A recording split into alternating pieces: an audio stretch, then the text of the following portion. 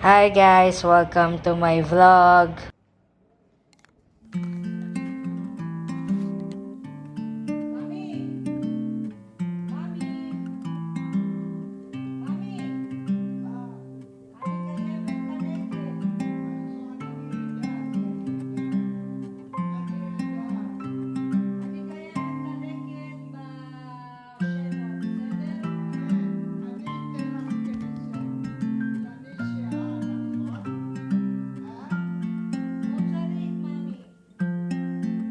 Sa mga oras na yan, nagpapaalam pala ako kay Inang kasi pupunta ako sa mall para kunin yung mga cakes and cookies na in-order ng anak niya para sa amin.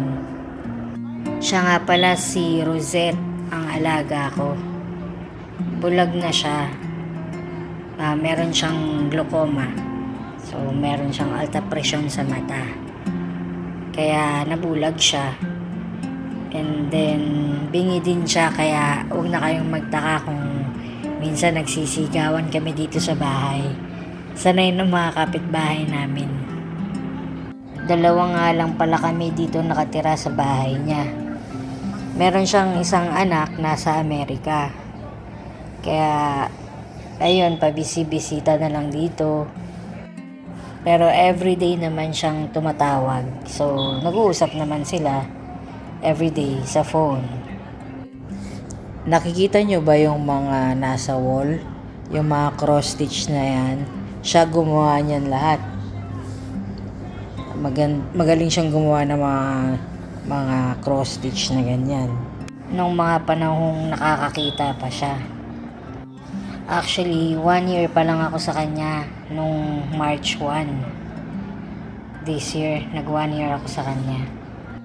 Naaawa nga ako sa kanya kasi ang hirap kaya ng walang paningin. Diba? Iba talaga pag na-attach ka sa pasyente nyo, no? Parang mapapamahal ka talaga. So, pagka may mga masakit sa kanila or may mga iniinda, talagang apektado ka. Isa pa, dalawa na lang kami nandito sa bahay.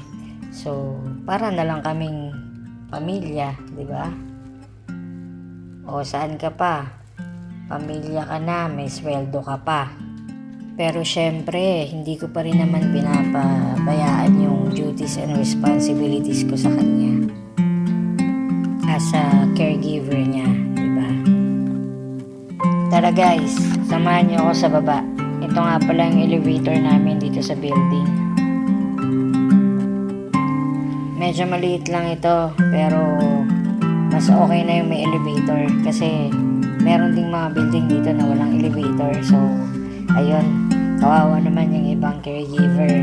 Inaakyat nila yung mga matataas na apartment ng kanilang mga alaga.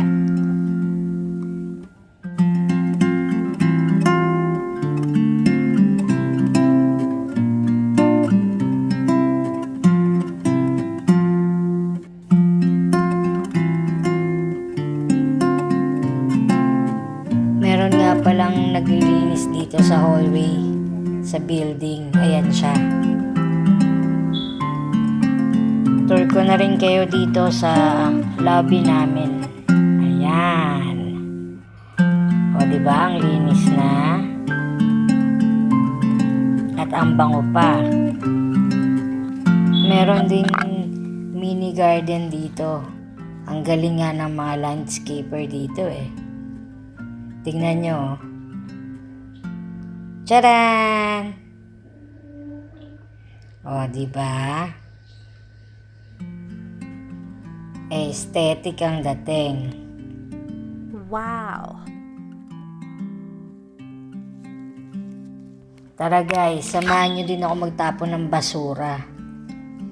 Dito nga pala namin tinatapon yung basura namin. Meron kami ditong imbakan. Tignan nyo yung view, ang ganda oh. Ito na. O, diba may kwarto pa ang mga basura? Shoot! Anyway guys, Ito nga palang workplace ko dito sa Israel is Kiryat Motzkin. Maganda dito, malinis, sariwa ang hangin. Char! Pero maganda dito, malinis. Maganda din dito sa location ni Inang kasi malapit sa Takana or bus station. Ayan oh. O, di ba? Paano ba yan mga guys? Maglalakad muna ako papunta doon sa mall para kunin yung mga cake. See you on my next video guys. Paalam. Thank you for watching. Don't forget to subscribe and like.